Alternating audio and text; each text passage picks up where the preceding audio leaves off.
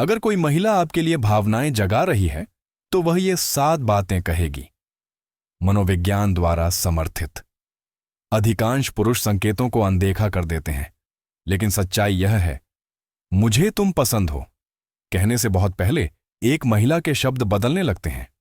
क्यों? क्योंकि भावनाएं भाषा के माध्यम से बाहर निकलती हैं। मनोविज्ञान के अनुसार महिलाएं अवचेतन रूप से अपनी भावनाओं को अपने बोलने के तरीके में सूक्ष्म परिवर्तनों के साथ प्रकट करती हैं। देखिए, शब्द केवल संचार के लिए नहीं है, वे भावनात्मक जुड़ाव के साधन हैं।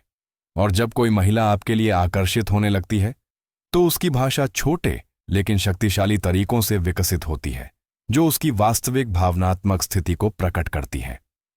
एक प्रमुख संबंध मनोवैज्ञानिक जॉन गॉटमैन ने पाया कि रोमांटिक बातचीत में लोग जिन शब्दों का उपयोग करते हैं वे भावनात्मक निवेश के प्रबल भविष्यवक्ता होते हैं, और महिलाएं अक्सर इसे महसूस किए बिना कुछ वाक्यांशों के माध्यम से अपनी भावनाओं को व्यक्त करना शुरू कर देती हैं, सचेत रूप से इसे स्वीकार करने से बहुत पहले।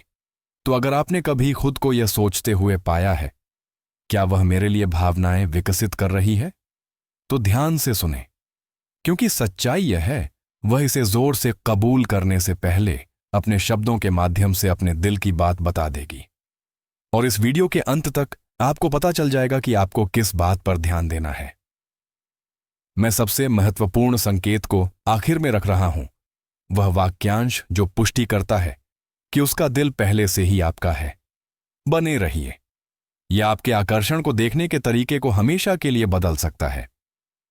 एम्मा में आपका स्वागत है, प्यार और रिश्तों की जटिलताओं को नेविगेट करने के लिए वास्तविक, भरोसेमंद सलाह के लिए आपका पसंदीदा चैनल। 1, मुझे लगता है कि मैं तुम्हें हमेशा से जानती हूं। जब कोई महिला यह कहती है तो वह सिर्फ प्यारी नहीं बन रही होती, वह एक गहरी भावनात्मक सहजता का वर्णन कर रही होती है, कुछ ऐसा जो सहज, स्वाभाविक, यहां तक कि नियतिपूर्ण लगता है। मनोवैज्ञानिक रूप से यह भावनात्मक सुरक्षा का संकेत देता है। गॉटमैन ने दिखाया है कि भावनात्मक सुरक्षा रोमांटिक आकर्षण का एक बड़ा चालक है। जब एक महिला को लगता है कि आप उसे समझते हैं, जब वह भावनात्मक रूप से सहज महसूस करती है, तो वह एक ऐसे तरीके से बंधना शुरू कर देती है जो कालातीत लगता है। अगर वह कुछ ऐसा कहती है, यह अजीब है, मुझे लगता है कि मैं तुम्हें हमेशा से जानती हूं, तो वह छोटी मोटी बातें नहीं कर रही होती। उसका अवचेतन मन उसे बता रहा है कि आप पहले से ही उसकी भावनात्मक दुनिया का हिस्सा बन चुके हैं। आपको क्या जवाब देना चाहिए? झुकें। आप मजाकिया अंदाज में जवाब दे सकते हैं, तो आप कह रहे हैं कि हम दूसरे जन्म में हमसफर थे। या इसे गर्मजोशी से कहें, यह वाकई बहुत प्यारा है, मुझे भी ऐसा ही लगता है। मुख्य बात यह है कि ऊर्जा को हल्का और खुला रखते हुए कनेक्शन को स्वीकार करें। 2, तुम मेरे सबसे करीबी दोस्तों में से एक हो। अब रुकें, घबराएं नहीं, यह फ्रेंड जोन का टिकट नहीं है। वास्तव में यह इसके विपरीत है। जब कोई महिला ऐसा कहती है, खासकर अगर आप एक दूसरे को लंबे समय से नहीं जानते हैं, तो वह आपको दूर नहीं धकेल रही है, वह भावनात्मक निकटता का परीक्षण कर रही है। रोमांटिक या शारीरिक आकर्षण का पीछा करने से पहले महिलाएं स्वाभाविक रूप से भावनात्मक अंतरंगता का निर्माण करती हैं। अगर वह अपने जीवन के कमजोर हिस्सों को साझा कर रही है, आप पर भरोसा कर रही है, मुझे लगता है कि मैं आपको कुछ भी बता सकती हूं जैसी बातें कह रही हैं, तो वह आपको अपनी भावनात्मक जगह में आने दे रही है। आपका कदम, हैरान होने का नाटक न करें। कुछ ऐसा कहें, मैं वास्तव में इसकी सराहना करता हूं। मुझे लगता है कि सबसे अच्छे रिश्ते गहरी दोस्ती से शुरू होते हैं। आप बिना किसी दबाव के रोमांटिक संभावना की ओर ऊर्जा को सूक्ष्मता से मोड़ रहे हैं। 3, तुम मेरे द्वारा मिले अन्य लोगों से अलग हो। यह मुहावरा बहुत बढ़िया है। इसका मतलब है कि वह आपको एक अलग व्यक्ति के रूप में देखती है, याद रखने लायक व्यक्ति। मनोविज्ञान में इसे चयनात्मक धारणा कहा जाता है, जब भावनात्मक लगाव दूसरों को देखने के हमारे तरीके को फिल्टर करता है। यदि वह आपकी तुलना अन्य पुरुषों से सकारात्मक रूप से कर रही है, तो वह अपने मन में आपकी स्थिति को बढ़ा रही है। इसलिए जब वह कहती है, तुम वास्तव में सुनते हो या तुम अच्छे तरीके से अलग हो, तो उसका वास्तव में मतलब होता है तुमने मेरा ध्यान आकर्षित किया है। सबसे अच्छा जवाब, चंचल बने, कोशिश करें। मैं इसे एक तारीफ के रूप में लूंगा। फिर पूछें, तो क्या मुझे इतना अलग बनाता है? इससे वह अपने आकर्षण को शब्दों में व्यक्त कर पाती है, जो उसके लिए भी इसे और अधिक वास्तविक बनाता है। चोर, मुझे लगता है कि मैं तुम्हारे आसपास बस खुद हो सकता हूं। यह बहुत बड़ी बात है। वह आपको बता रही है कि वह भावनात्मक रूप से सुरक्षित महसूस करती है, सच्ची अंतरंगता की नींव। ज्यादातर लोग सिर्फ खुद के चुने हुए संस्करण ही दिखाते हैं, लेकिन जब वह आपके आसपास विचित्र, खुली या कमजोर होने लगती है, तो यह एक शक्तिशाली संकेत है। मनोवैज्ञानिक इसे प्रामाणिकता संबंध कहते हैं। जब कोई व्यक्ति अपनी हिफाजत हटाकर यह बताता है कि वह वास्तव में कौन है, हो सकता है कि वह नासमझ हो जाए। हो सकता है कि वह कहे, मुझे नहीं पता क्यों, लेकिन मैं तुम्हारे आसपास बस खुद बन सकती हूं। तीसरे, मृत या मुरझाए हुए पौधे जीवन शक्ति और ऊर्ध्वगामी ऊर्जा का प्रतिनिधित्व करते हैं। हरियाली से भरपूर पौधे विकास, सौभाग्य और नवीनीकरण को आकर्षित करते हैं।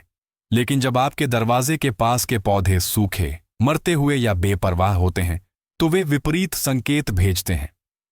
क्षय, उपेक्षा और ऊर्जा में गिरावट। मुरझाए हुए पौधे यिन ऊर्जा को बढ़ाते हैं, जो अत्यधिक होने पर अवसाद, पारिवारिक तनाव और दुर्भाग्य को आमंत्रित कर सकते हैं।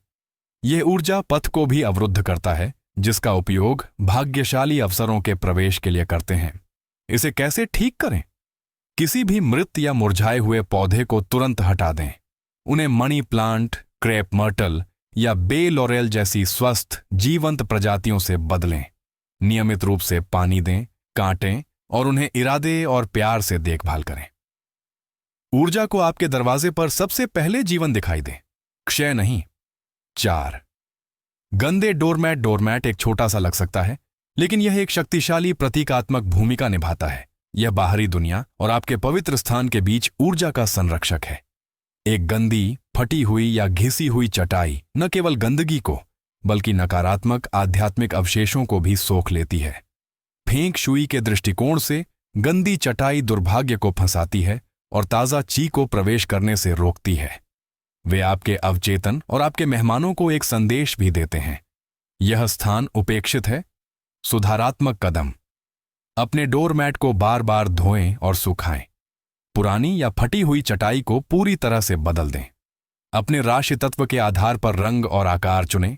उदाहरण के लिए, लकड़ी के संकेतों के लिए हरा, आग के लिए लाल। स्थिरता के लिए आयताकार या चौकोर चटाई सबसे अच्छी होती है, और हमेशा सुनिश्चित करें कि चटाई सपाट और बीच में हो। टेढ़ी चटाई परिवार की गतिशीलता या निर्णय लेने में असंतुलन का संकेत देती है।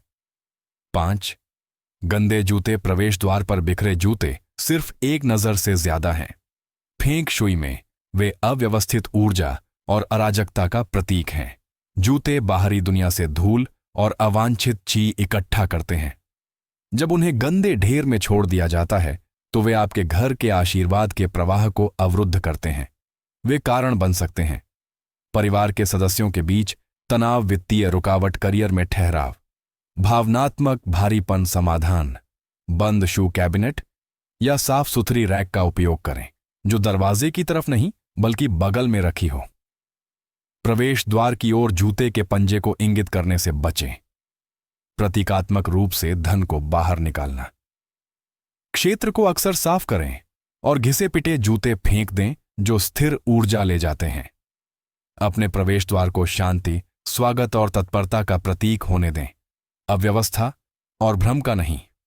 6, भयंकर जानवरों की मूर्तियां या छवियां, आक्रामक जानवरों की छवियां, जैसे दहाड़ते हुए शेर, गुर्राते हुए बाघ या दहाड़ते हुए भेड़िए का उपयोग सुरक्षा के लिए किया जा सकता है, लेकिन वे अक्सर अशांत ऊर्जा पैदा करते हैं जो सौभाग्य को प्रवेश करने से रोकते हैं। सामने का दरवाजा खुला, आमंत्रित और सुरक्षित महसूस करने के लिए बनाया गया है।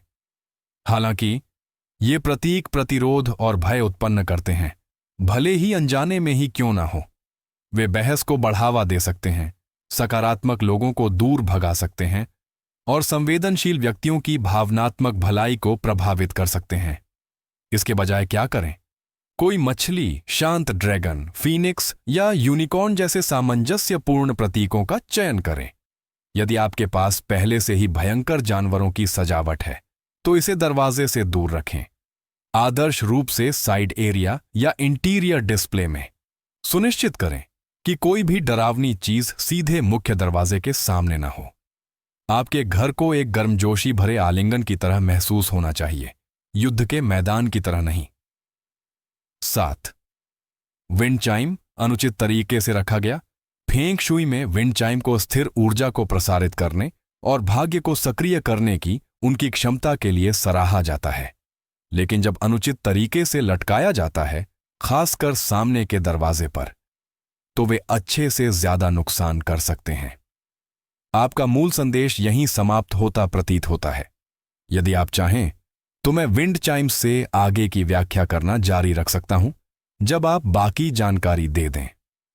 मुझे बताएं कि क्या आप चाहते हैं कि मैं नंबर 7 और उसके बाद भी जारी रखूं, या यदि आप चाहते हैं कि यह संस्करण वीडियो कथन के लिए अलग अलग स्क्रिप्ट में विभाजित हो।